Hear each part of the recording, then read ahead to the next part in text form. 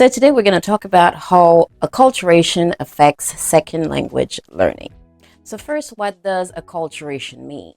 It's the process of making someone become a part of or to become a part of a different culture, a group, or a society. So what are some examples of acculturation? So let's say you're moving to the US from a different country. Examples of acculturation could be you're eating the foods from that culture, from the US, so you're acclimating yourself, you integrating yourself in that culture. You may wear different clothes, so the clothes of that culture that people are wearing that are trendy from that culture. You're also celebrating holidays. Let's say if you were from a different country and you now celebrate Thanksgiving in the US, it means that you're acculturating yourself with the American culture. Could be also that you are using different vernaculars or slang from that culture, from the American culture. Just to give you an example, words that are common in the US, things like God forbid, hang in there, blown away, are words that people in America use a lot on a day-to-day basis. If you watch my video called How Culture Affects Communication, I shared a little bit about my moving to the US as a teenager and some of the challenges that I had with language barrier. Now, question tags was a really big one. Question tags really stumped me because I wasn't used to hearing somebody ask a question at the end of a statement. That was just brand new to me. Question tags are mostly used by native English speakers. They use them all the time. So what is a question tag? A question tag is a statement followed by many questions, and it's used to ask for confirmation. So an example of a question tag would be, John is a doctor, isn't he? Okay, so the isn't he at the end is the question tag. You're asking for confirmation. Is John a doctor? Yes, he is. If I was having a conversation with someone and they said a question tag, it felt awkward because I wasn't sure if I was supposed to answer what I was supposed to say at the end of the question tag. Because if you're not used to that type of conversation every day, you're unsure, you're not sure what to say, you're not sure what to do, so you just kind of feel awkward about it.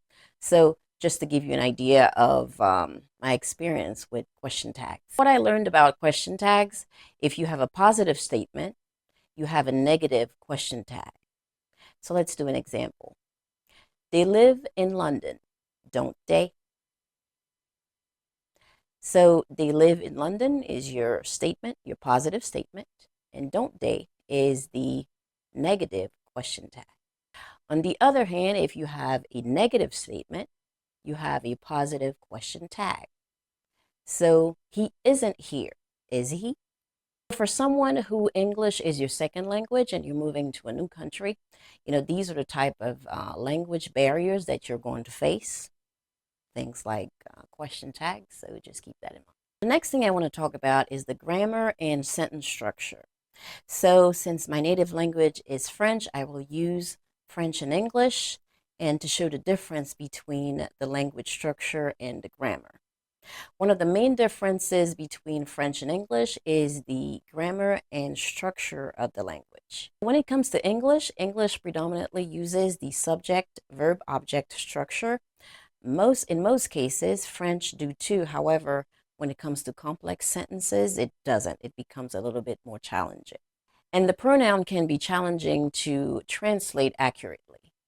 Okay, so let's do a comparison sentence, a complex sentence in English and French so you can see the difference. In English, we have, I speak French with them very slowly. I is your subject, speak is the verb, French in this case is your noun, with is your preposition, them pronoun, very is your adverb, and slowly is your adjective. Now let's translate that same sentence in French. Je leur parle français très lentement. Je is your subject, leur is your pronoun, parle is your verb, français is the noun, très is an adverb. Lentement is your adjective. So you see the difference of where things are placed. Okay, in English we have I speak. So you have subject, verb. In French, je leur, subject, pronoun. So that's what I mean. The word order in a complex sentence in French is not going to be the same order that it is in English. Now let's talk about vocabulary and word choice. French and English have distinct vocabulary, which means that words may not have the same equivalent from one language to another or in the other language. Be mindful when translating, we want to use words that convey the same meaning from one language to the other.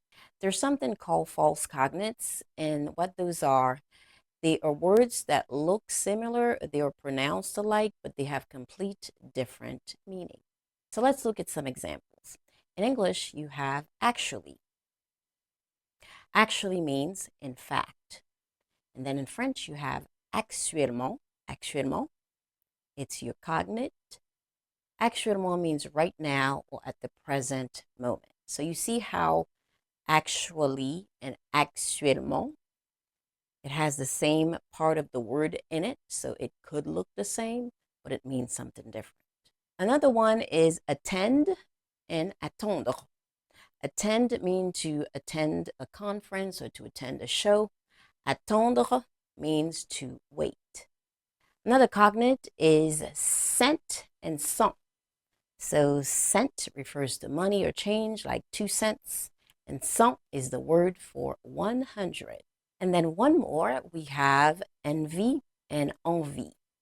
Envy means to be jealous of someone or to be envious, and envie means to want or feel like. So let's do a sentence with a cognate. I am currently working. Je travaille actuellement. So now you learn about a little bit about the cognates and how words can be deceiving and how they look. And then the last thing I want to cover is gender and articles. So in the English language, the concept of gender only applies to people. In French, however, people, places, and things have gender. So to make this make sense, let's take an example. In English, the house. In French, la maison. The is a definite article. House is your noun. In French, we have la maison. La is your definite article. It is a feminine definite article. Maison is a feminine noun. So we have to pair it with a feminine article. If we take another example, the sun. Le soleil. Le is a masculine definite article. Soleil is a masculine noun. Now, I don't expect you to know that if you don't study French, but that is how that works. Anytime you have, like I said, when it comes to French, you pair your article based on gender, the noun gender that you're using. So if we're using a masculine noun, we have to pair it with a masculine, either definite article or indefinite article. Let me know in the comments if you've had any type of language barrier. If your first language isn't English, I would be interested to know.